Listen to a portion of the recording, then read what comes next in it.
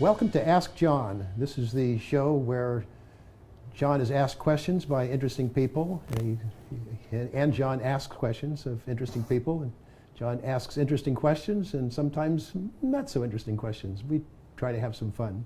Today our guest is Jeff Butler, who is a very interesting person who I consider an expert on millennials, something that I have very little knowledge of, and I think you'll find this interesting. Welcome, Jeff. Yeah, thanks, John. Yeah. Tell me just a little bit about yourself. Where'd you grow up? Where'd I grow up? I grew up in the Bay Area. Uh-huh. I was actually in Los Gatos, California. Uh-huh. So it was about 2 hours south of here.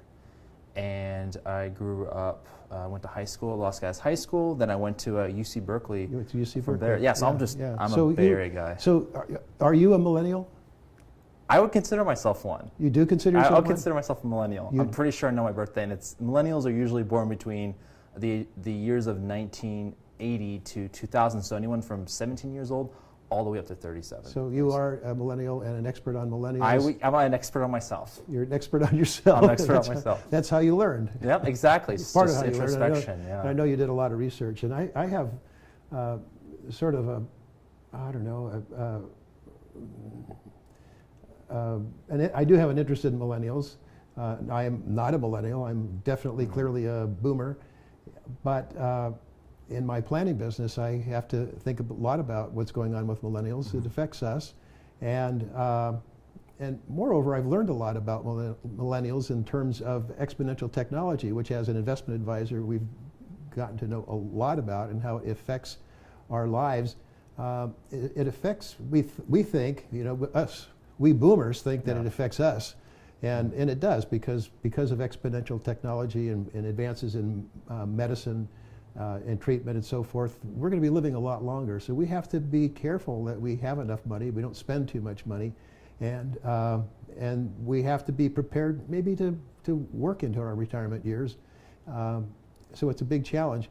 But as we're learning that, we're also learning that millennials have maybe a bigger task because of the same exponential technology that may help them live longer, but it may replace their jobs. Right. This what we call it, artificial intelligence is a big thing. And a millennial today can expect to get a job and be trained in a trade and then have that job just go away because of some robot that takes it over. So we're advising millennials to think ahead to the possibility of several retirements, maybe a hiatus between jobs, and it's always a good idea to have plenty of money on hand for those interim retirement periods. Yeah. Rick Edelman, who I'm associated with, I use the Edelman Managed Asset Program in my business, and I follow him pretty closely. I guess I'd have to say I'm a fan of Edelman, but he wrote a book recently called The Truth About Your Future, which gets into the exponential technology and the impact it's going to have on all of us, but it'll have a great deal of impact on millennials. So I'm interested to hear what you have to say, Jeff. Yeah. So you already told us a little bit about your background, where you grew up, and you went to Berkeley, and I'm just kind of looking at pictures here. This is a picture of your family.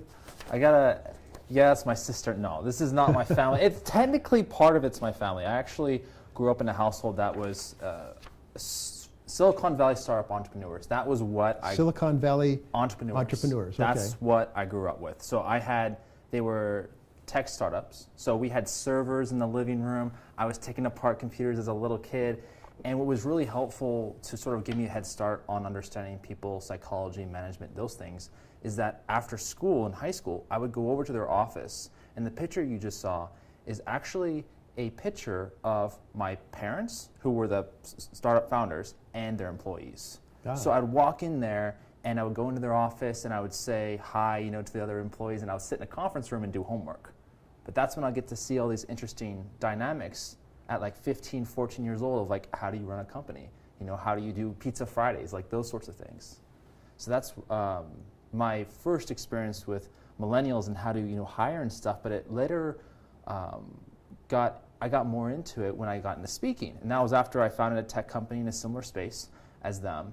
And I was asked by a principal engineer who was a baby boomer, and he's like, hey, can you come into our company and talk about millennials? And I was like, sure, I can talk about myself, right? And that's not very hard. But when you start doing research on millennials, it's very polarizing, right? You have this side where they're impatient, they're spoiled, they're intolerant, and then you have the other side, which people are like, no, they're perfect, they're blah, blah, blah, but it's all over the place. Is this the first time in history we've had that kind of dichotomy between the generations? It might be the first time. I've never seen anything so polarizing before. I mean, is politics polarizing? I mean, I don't know what's, anyway, so there was all these different perspectives, right? And as I started doing more research on it, I found out. I was looking at this. Yeah, Is your grandfather? Yeah, it's my grandfather actually. It goes a couple generations back. No, this is Socrates, and the first time you see in history someone talking about millennials, and not millennials, of course. Socrates is like, 2,000 years later. No. Socrates had to deal with millennials?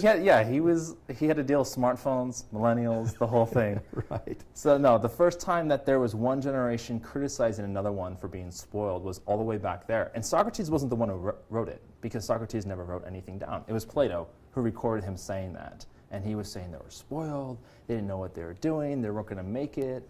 So this has been just continuous throughout history. So this whole one generation is not as smart as another is an old argument. And on top of that, it makes sense though, because an older generation has more wisdom. So of course the younger generation is not going to look as well educated or ready for the future. Very interesting. Yeah. So some parents kind of like to hold on. Oh yeah, they like to hold on. So I like this story right here. So you have a parent who wants to move in with their child in college. And the reason why I put this here is twofold. You have an interesting dilemma with millennials today. You have the parents who've been through financial crises.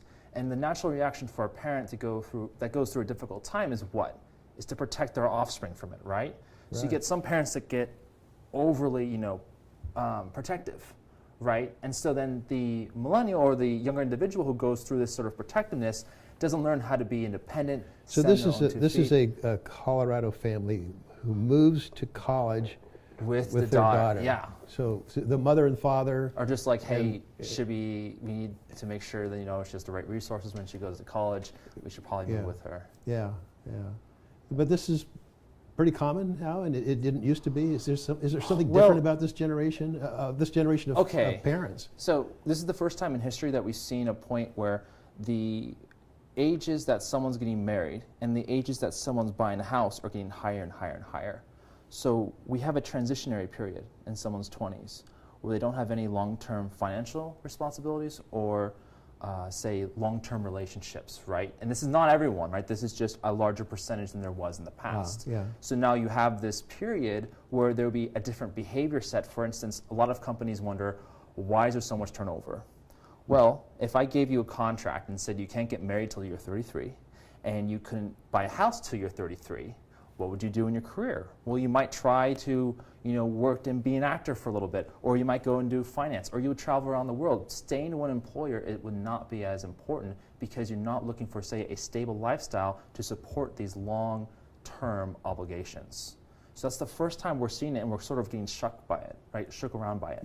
Because it's brand new. And some of the tasks are going away. Some of the things that we're being hired to do are ending, and maybe millennials have just grown into that. It's just part of their lives. Well, like the boomers, we grew up in an atmosphere where you went to work and you got a job and that was your career. That was it. Exactly. And a lot of us, I would say most of us, just followed that track. But boomers millennials are just not seeing that.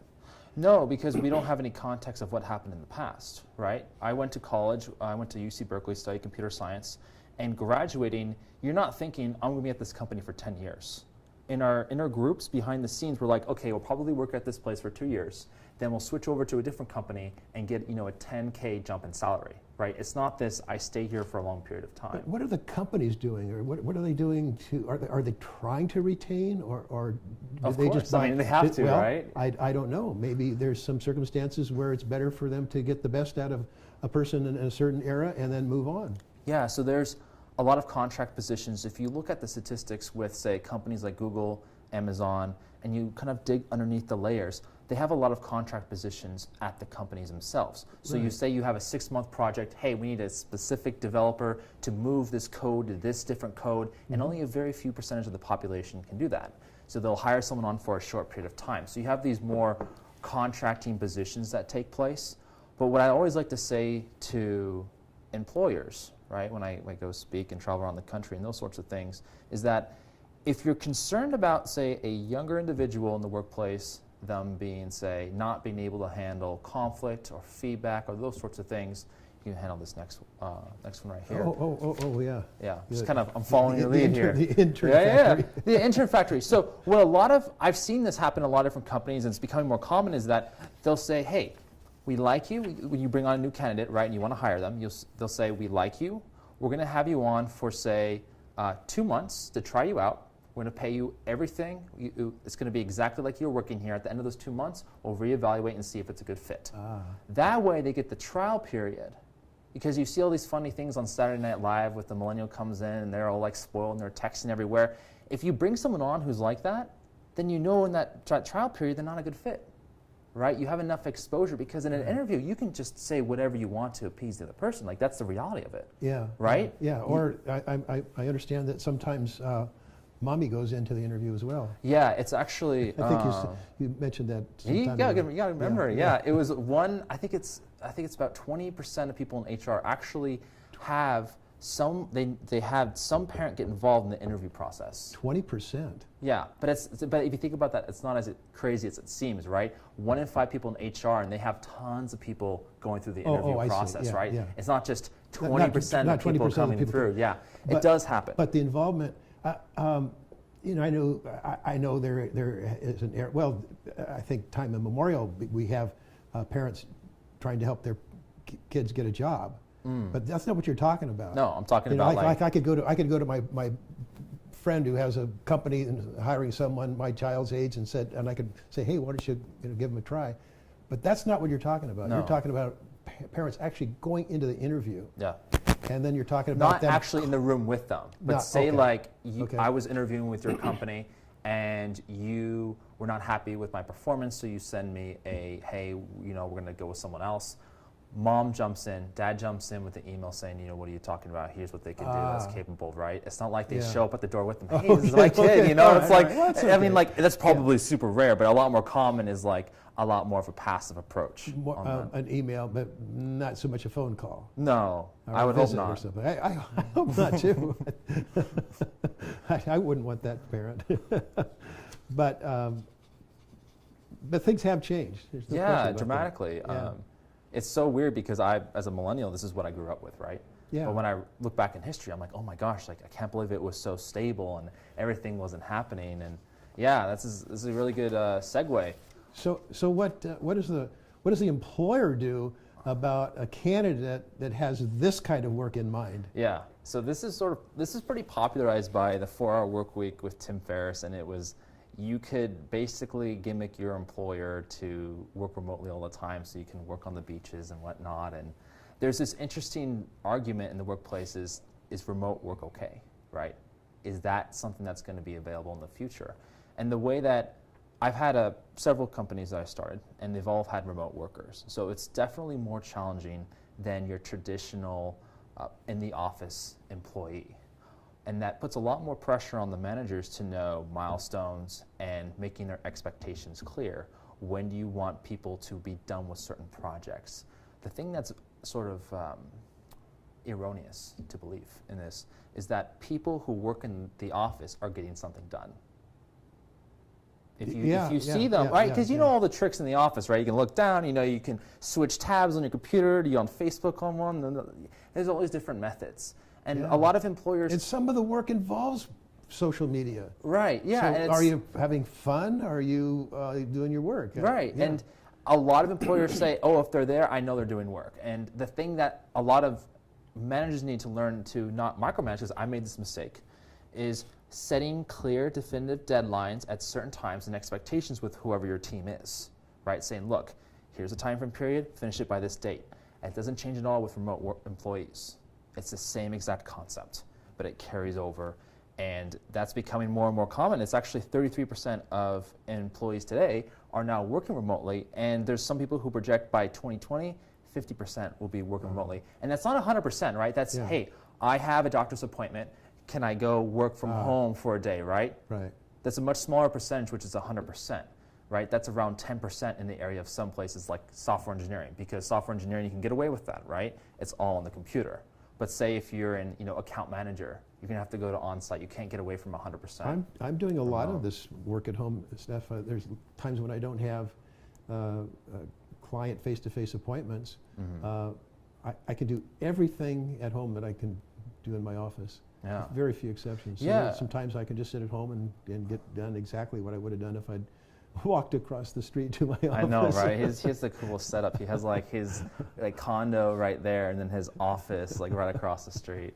It's a sweet deal. Next to Whole Foods too. Yeah, that's it's a sweet bonus, deal. Yeah. But I like that, and I know quite a few people who are doing that. And I've had the sense in the last year or two that employers are kind of reining in though and bringing people in. But you're not seeing that. No. You're seeing that this is going to be more and more of a trend. Right. Right. Yeah. I believe this is going to, well, it's already being hit on a lot of industries, because what you have is that millennials have a tendency, or people who are younger have this sort of set expectation, because that's all the context they have in their life, right? Is, hey, I can work on the computer. I have all the information right here. They're going to go into the workplace and say, okay, I'm working here. Why can't I do this at my own place at home, right? The previous generations haven't had that technology ability. So in the millennials' mind, it's no big deal. But say that you've been doing this your whole life, as in coming into the office, and now you want to work remotely. That's crazy, right? Because you know of all the benefits of working in the workplace. But someone who's a millennial comes in is like, wait a minute, I could do this wherever I want, right? So they're going to naturally push organizations to change, right? And if they carry through and do the job, then they're going to make it a lot easier for those people who follow them. Oh, yeah. Yeah. Most definitely. So there's an interesting dynamic where... But it's in the management. The key is in the management, isn't it? Yes. That they understand what the task is. The task is well defined, and there is a completion and a date, and everybody knows, all parties know what that is. This is like Peter Drucker, management principles 101, just making milestones clear. Yeah, there you go. It's just, what's interesting is that with particular things such as turnover being an issue and remote work, that puts pressure on common principles that have always been in place. These aren't new techniques. These are just new circumstances with the old principles being applied. Yeah. And we're injecting the exponential technology right into the middle of this. Yeah. And whatever we can do most effectively is what we're going to do. Yeah. Exactly. What are we looking at here? Well, this is a very interesting example of what happens when you can use the power of remote work. I like to say is that life happens, right?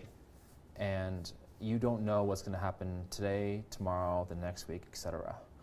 And if companies are able to use remote work effectively, that can work as a great tool or asset. So the picture that you're looking at here is with Rebecca Greenfield. And when she first graduated college, she got her dream job at Fast Company, where she was a columnist. But the worst thing happened for Fast Company, and also for Rebecca. And that was, first day she walks in, she gets the news that her mother's in a coma. Now, as an employer, what's your first knee-jerk response? It's like, right? You're already looking at me like hesitant. You're like, I don't know. You're like, wait, is this person just like... I have two knees, Right, exactly. Yeah. One knee's jerking one way and the other's going the other. Exactly. It's a really difficult situation because... What's my heart saying? This is heartbreaking. Yeah, because it's heartbreaking at the same time. You're like, wait, do I want to believe this? Right? Is this really what's happening? Or am I trying to be manipulated? Because as an employer myself, I've had people who said, my kid's in the hospital, and it was not true. And you get these interesting stories sometimes. So the company has to decide. That stuff, you can check that stuff out. You can, you can look into it a little bit. Yeah. But the point I'm trying to make here is that she went in there, and the employer has to make a decision. Rebecca says, look, my mom's in a coma. Can I work remotely for, say, 3 out of the 4 weeks of a month? And what was her work? It looks like she's at a microphone here? She's a columnist. Oh, okay. So she's on a radio show there. I just took a... Oh, okay. I chose a picture because she's smiling. She looks happy. It's a great picture. It's trying to... So she needs to write. Yeah. And she doesn't need to be. She doesn't need to be in present. that office for No. that right. No, but she's starting out as a new employee. Right. Right, and that's a really critical Right. period. So that to new get employee has to decide. The new employer has to decide whether to take a chance now. Yeah. So, what was really cool about the story is that I found out about it because I read about it through Fast Company. She's a columnist. The Fast Company let her work remotely and said, okay, we're going to try this out. We understand stuff happens. Go ahead and here's the expectations. Her mother did die, but Rebecca took it and put the articles out there, and it put Fast Company in a very positive light because they understood that people have life happen to them. Right. That's the power of remote work. Without technology, that would not have been possible. It would either be Rebecca just needs to quit her job and start it later, or that she stays. Tough decision. Right. But now that we have technology, she's able to do that. Right. Yeah, and the employer can take a short-term risk. They don't have to commit 100%. They can give it a month or two and see how it works. And apparently, Rebecca came through for them, and they came through for her. It's a wonderful story. Yeah. Yeah. A glass of water here. Glass of water. Yeah, Glass you're of like, water. oh, we're thirsty. We got to keep drinking. That's the reminder. No, that's for a concept in management that I use, and it's a common thing. It's a 1 minute manager principle. Have you read the 1 minute manager? And I like to think of when you first hire someone as a cup of water, right? And their self-esteem is sort of the water in that glass. And what we tend to do is, like when you're managing someone, is you're critiquing and crafting what they're doing. But that's sort of taking water out of the cup. Now, when you give someone a compliment, what does it do? Right? They feel a little bit better, they fills up a little bit, right? You put a little bit of water in the glass. So the concept is, when you bring someone on, is to catch them doing something right, and you get a little bit of water there. Now you have an area to maybe critique them a little bit, because they know, like if you're managing me, that not only will you say you critique me, but you also can see good things that I'm doing. And it's very common for people to start off in the workplace and they'll be just critiqued all the time, constantly, again and again and again, and their self-esteem drops lower and lower and lower. And a big thing that a lot of companies complain about, and it's sort of the stereotype millennial, is like the snowflake, right? Like they're just special, they're one of a kind, and they can't take any negative feedback, right? So they start off with this glass that's empty going into the workplace, or like full, and they never gotten critiqued, and it's like wham, they fall apart. And so the concept is you balance that out. You catch them doing something right, fills up the water, then you can also critique on there. And that's something, like I have remote employees, and what I'll do is if I see something good that they're doing, I'll just reply over email like, look, you handled that situation really well. That's awesome. I wouldn't in that same email include you should do this better, right? Because that's sort of like the, you know, like you see your friend and, you know, they're trying to be cool around their other friends, and you're like, hey, I like your shirt, but man, you should have brought a different pair of pants. Or like, you know, it doesn't seem genuine. So Right. I keep those two completely separate. Right. So they don't take them together. Remember the old sandwich technique, a compliment, critique in a compliment. But you're saying just give them the bread. I like that, but here's the thing is, the positive We're part... so used to it. We are so used to it. Yeah. So when I get a compliment, I'm waiting for the critique. Right, exactly. Yeah. And that's why I say keep those two separate. Yeah. Because then whenever you come over, they're going to be like, okay, they're going to start off with something positive. Then they're going to say something negative. And they're going to say something positive that I'm supposed to forget. And so I did Toastmasters where I learned how to publicly speak and those sorts of things. And they would do that all the time. And I'm like, look, just tell me what I need to do differently and keep the two separate. Like if you're going to give me a compliment, I would love it if it's just a compliment all by itself. It's like it's an Oreo, right? I just want the middle part. I don't want, the outside of the Oreo. This is something that you taught them rather than they taught you. And what? Yeah, you were saying that the Toastmasters. You were saying. You know, I tended to do better in the feedback part because I wouldn't do a sandwich. I would more do like a Subway sandwich where it would be like, you have bread here, the critique there, compliment there, but it would be organic, right? Yeah. It's just what I found out about management though is that people, live by the law of association. If you keep on saying a positive thing with a negative thing, the negative thing is just going to wipe out the positive. I did Toastmasters years and years ago, and I thought the critique part was, well, I think they could have done better with their critiques. Yeah, it's an art in itself. It is an art, yeah. Yeah, because that's when you have an employee, right? You're kind of sculpting them to accomplish a particular job. And if you're not able to sculpt them in a way that they're still able to maintain self-esteem and also motivation to accomplish that task, you're out of luck. Yeah. Right? There's turnover right there. Right. So you like to separate it. Yeah. And then there's reverse mentoring. Yeah, this goes into I'm up for that. Retention techniques. Who is that guy? Well, is that somebody? That might be my uncle. Oh, okay. I'm not sure who that is. On the right, I don't know. I think I know the guy's name, but I don't want to butcher it, so I made a joke. Okay. Do you know who it is? Okay. I don't know who it is. Well, yes, I do, but I can't think of his name at the moment. He's the actor, and he likes to gesture like this, but I'm not sure. We'll figure it out. Yeah, I bet someone. Someone watching this is like, "Come on, guys, get it right," and we're just like totally missing it. I'm sorry I brought it up because it'll pop into my head in a minute. Yeah. Anyway, this is reverse mentoring. Yeah, it's a concept that's used for retention in the workplace, and when I give talks, right, there's so many different techniques you can talk about to help with retention. Retention basically being that someone wants to continue working in your workplace. First concept is like, look, they're not going to be here forever. You'll never work at a job for your entire life. So just know when someone comes in, they will be leaving eventually. That's just life itself. But reverse mentoring is something that I've noticed is quite effective, but it's not used that often. So what is it? It's sort of like the situation that we're in is you have someone who's an older generation working with someone in a younger generation on, say, this one's technology, right? But the way it's powerful is that what you would have, someone who made this popular is Jack Welch, right? CEO of General Electric. And what he did is he found out about this from a friend of his, and so within 48 hours, he told all of his executives that he required them to have a mentee who was not a millennial, but who was the generation who was under. Why? Because what they'll do is they'll say, okay, we need to figure out why there's so much turnover in this particular department.